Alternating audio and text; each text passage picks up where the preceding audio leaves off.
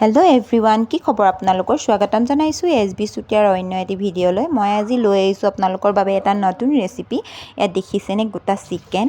আজি যিহেতুকে দেওবাৰ আৰু দেওবাৰ হ'লে মানুহজনৰ মানে আজি ডিউটি অফ আছে, সেইকাৰণে বজাৰলৈ গৈ মেলি গোটা চিকেন লৈ আহিছে। আৰু এতিয়া চিকেনটো মই ধুনীয়াকৈ ধুই মেলি লৈছোঁ।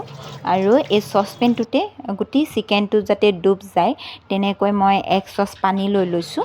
আৰু নেমু এটা লৈ লৈছোঁ। নেমু এটা গুটি চেপি দিম ইয়াতে, যাতে মাংসখিনি মানে অকণমান ধুনীয়াকৈ সিজে আৰু যাতে কোমল হয়। আৰু এইখিনি চেপি পিনি মই প্ৰায় 1 ঘণ্টামানৰ কাৰণে এনেকৈ ৰাখি দিম।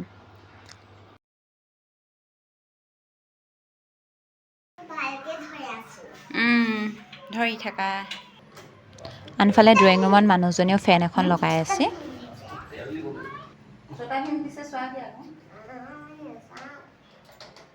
চুলিখিনি কেলে এনেকুৱা কৰি ল'লা? কেলে পৰি যাব আকৌ, দাদা নপৰে। চুলিখিনি কিয় এনেকুৱা কৰি ল'লা? আৰে পৰ্দাখনত লুকাইছা কিয়?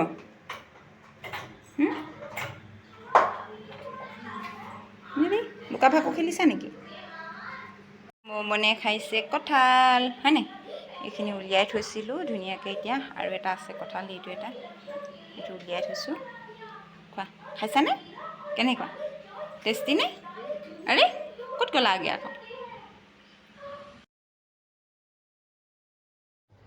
আনফালে ময়ো কঁঠাল কেইফুটামান খাওঁ বুলি লৈছোঁ। মই মানে যিহেতুকে খালে আৰু দেউতাকে নেখায়, মই আৰু কেইফুটামান খাব লাগিব। আৰু যোনখিনি খোৱা নহয় সেইখিনি আৰু গুটি উলিয়াই মেলি থৈ দিব লাগিব। গুটিখিনিতো খাব নোৱাৰোঁ।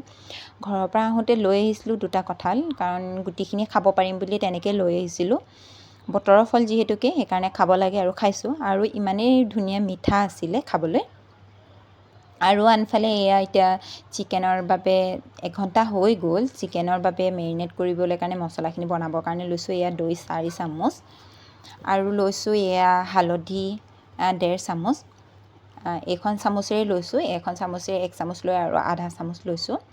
আৰু লৈছোঁ ৰং জলকীয়া গুড়ি 1 চামুচ, আৰু লৈছোঁ মিট মছলা 1 চামুচ, আৰু লৈছোঁ জিৰা 1 চামুচ, আৰু লৈছোঁ গৰম মছলা 1 চামুচ।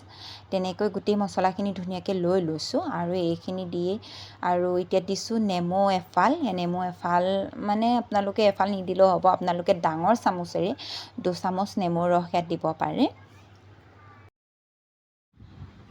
আৰু ইয়াতে দিম এতিয়া মই ডাঙৰ চামুচেৰে 2 চামুচ আদা নহৰুৰ পেষ্ট। এইখিনি মই মিক্সি জাৰত ধুনীয়াকৈ গুড়ি কৰি পিহি লৈছিলোঁ, সেই ইয়াতে দি দিছোঁ। আৰু এতিয়া গোটেই মছলাখিনি মই ধুনীয়াকৈ মিহলি কৰি ল'ম, যাতে গোটেই মছলাখিনি ধুনীয়াকৈ মিহলি হৈ যায়। চামুচ এখনেৰে ধুনীয়াকৈ লৰাই গোটেইখিনি মিক্স কৰি লৈছোঁ। ইয়াত দেখিছেনে বাৰু?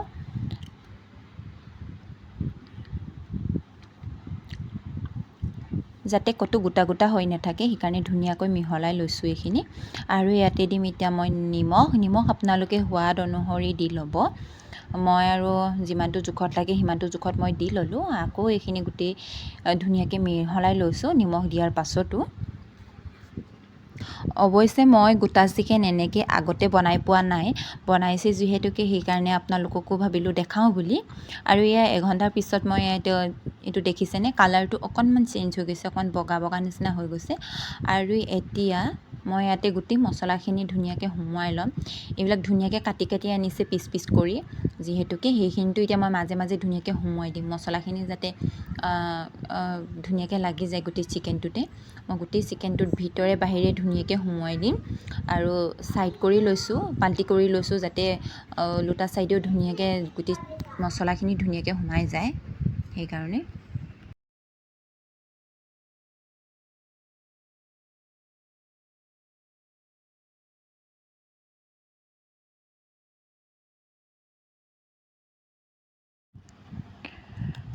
আৰু ইয়াত চিকেনৰ ভিতৰত এতিয়া মই নৰসিংহৰ পাত সুমুৱাই দিছোঁ, যাতে গোন্ধটো ধুনীয়া আহে। আৰু ভিতৰতো মই মছলা সুমুৱাই দিছোঁ, যাতে চিকেনটোৰ ভিতৰলৈকে মছলাবিলাক সোমাই যায়। আৰু এতিয়া ঠেংকেইটাতে মই এই ৰছী এডালে বান্ধি লৈছোঁ। ধুনীয়াকৈ মই ধুই মেলি থোৱা বাৰু কাপোৰৰ ৰছী এডালে মই ধুনীয়াকৈ বান্ধি দিছোঁ, যাতে ঠেংকেইটা মানে বাহিৰ হৈ নাযায়। সেইকাৰণে এনেকৈ এতিয়া বান্ধি লৈ এইখিনি চিকেনটোৰ ওপৰতে মছলাখিনি লগাই থোৱাৰ পাছতেই এতিয়া মই আধা ঘণ্টামান এনেকৈ এইটো ঢাকি পিনি ৰাখি থ'ম। আধা ঘণ্টাৰ পাছতহে মই এইটো চিকেনটো বনাম।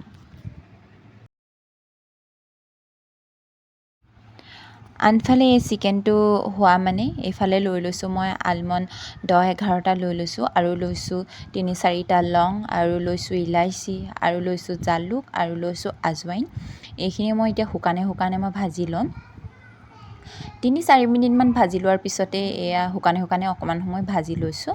ভাজি লোৱাৰ পাছতে মোৰ এইখিনি হৈ গ'ল। আৰু আনফালে বেলেগ এখন কেৰাহীত ইয়াতেও গেছত উঠাই দিছোঁ, আৰু এইখনত এতিয়া মই তেল দি দিলোঁ। আৰু তেল দিয়াৰ পাছতে এয়া মই 3টামান পিঁয়াজ লৈ লৈছিলোঁ। 3টা পিঁয়াজ লৈ ধুনীয়াকৈ কাটি ল'লোঁ, আৰু এতিয়া তেলতে দিছোঁ। আৰু তেলত মানে হাই ফ্লেমতে ৰাখিছোঁ, আৰু অকণমান খুৰখুৰীয়া হোৱালৈকে, ৰঙচুৱা হোৱালৈকে মই এইখিনি পিঁয়াজখিনি এনেকৈ ভাজি ল'ম। ধুনীয়া যাতে শুকান হয়, সেইকাৰণে এনেকৈ ভাজি লৈছোঁ, অকণমান যাতে মচমচীয়া হয়। এয়া মোৰ প্ৰায় এইখিনি হৈয়ে গৈছে ভাজি লোৱা, আৰু এইখিনি এতিয়া উলিয়াই লওঁ।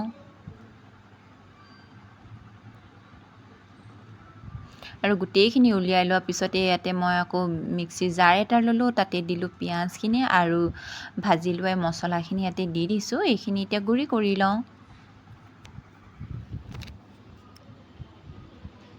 এইখিনি মোৰ মছলাখিনি গুড়ি কৰি লোৱা হৈ গ'ল। এইখিনি কি কৰোঁ পাছত দেখাই আছোঁ বাৰু।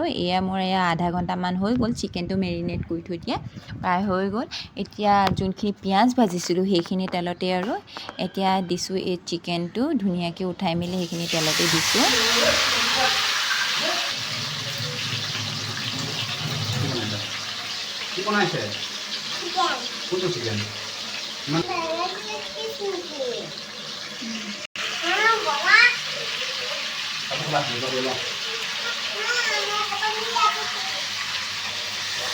এতিয়া চিকেনটো এনেকৈ লুটিয়াই দিম, কাৰণ গোটেই চিকেনটো ভালকৈ সিজিব লাগিব। সেইকাৰণে মই মিডিয়াম ফ্লেমতে ৰাখি এতিয়া চিকেনটো এনেকৈ অলপকৈ সিজাই থাকিম।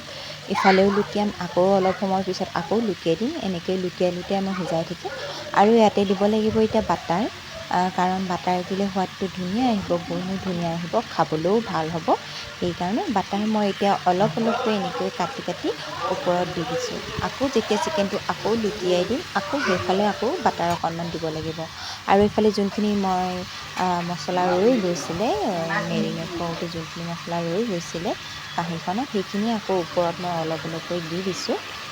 ইয়াত দেখিছেনে, মই চিকেনটো আকৌ এনেকৈ লুটিয়াই দিছোঁ, কাৰণ চাৰিওকাষ মানে গোটেই চিকেনটো ধুনীয়াকৈ সিজিব লাগিব সেইকাৰণে।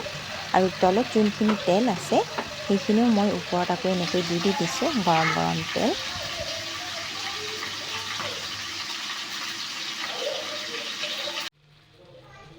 তাৰপাছত এনেকৈ মই লুটিয়াই বহুত সময় সিজালোঁ। এতিয়া সিজোৱাৰ পিছত এইখিনি প্ৰায় আধাখিনিমান সিজিলেই, সেইকাৰণে এতিয়া আকৌ মানে গোটেই ভিতৰখিনিলৈকে ধুনীয়াকৈ সিজিব লাগিব। সেইকাৰণে মই একদম ল' ফ্লেমত ৰাখি ঢাকনখন মাৰি কিছু সময় এনেকৈ ৰাখি দিলোঁ। আৰু ঢাকনখন এৰুৱাৰ পিছত এই চাওকচোন কিমান ধুনীয়া এটা কালাৰ হৈছে, আৰু দেখিবলৈ ইমান ধুনীয়া হৈছে। আৰু এতিয়া বহুত বেছি সংখ্যক সিজি গ'ল, আৰু অকণমানহে বাকী আছে। মই পুনৰ এনেকৈ ঢাকনখন মাৰি আকৌ অকণমান সময় এনেকৈ মই সিজাই দিম। এতিয়া মই এইটো অকণ গেছতে এনেকৈ পুৰি ল'ম। এইখন উঠাই দিলোঁ জুই, এনেকৈ এতিয়া মই এইটো পুৰি ল'ম, কাৰণ স্মকিনেছটো আনিবৰ কাৰণে। ইমানেই ধুনীয়া গোন্ধ এটা আহিছে। ইয়াত দেখিছেনে বাৰু, এনেকৈ আকৌ লুটিয়াই মই অকণমান এনেকৈ পুৰি লৈছোঁ।